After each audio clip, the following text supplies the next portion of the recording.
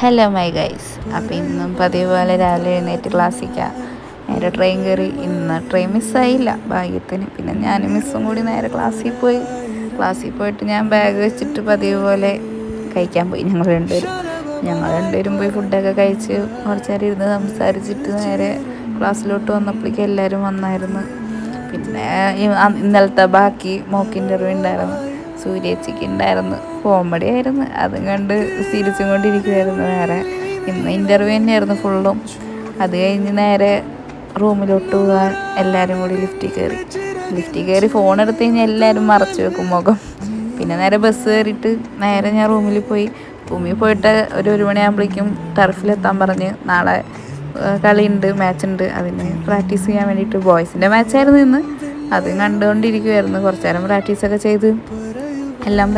ചെയ്ത് പഠിച്ച് ആക്കി. പിന്നെ കുറേ അറിയണവരുണ്ടായിരുന്നു. പിന്നെ അവരോടൊക്കെ സംസാരിച്ചിരുന്ന് പ്രാക്ടീസ് ചെയ്യുമായിരുന്നു. പിന്നെ നേരെ പ്രാക്ടീസൊക്കെ ചെയ്തിട്ട് നഖം വെട്ടാൻ പറഞ്ഞ് ഗോളിയായിരുന്നു ഞാൻ. നഖവും വെട്ടി കഷ്ടപ്പെട്ട് വളർത്തിയതാണ് ഗൈസ്. അതും പോയി. പിന്നെ ഞങ്ങളുടെ ക്ലാസ്സുകാരുടെ മാച്ച് ഉണ്ടായിരുന്നു. പിന്നെ അതൊക്കെ കണ്ട്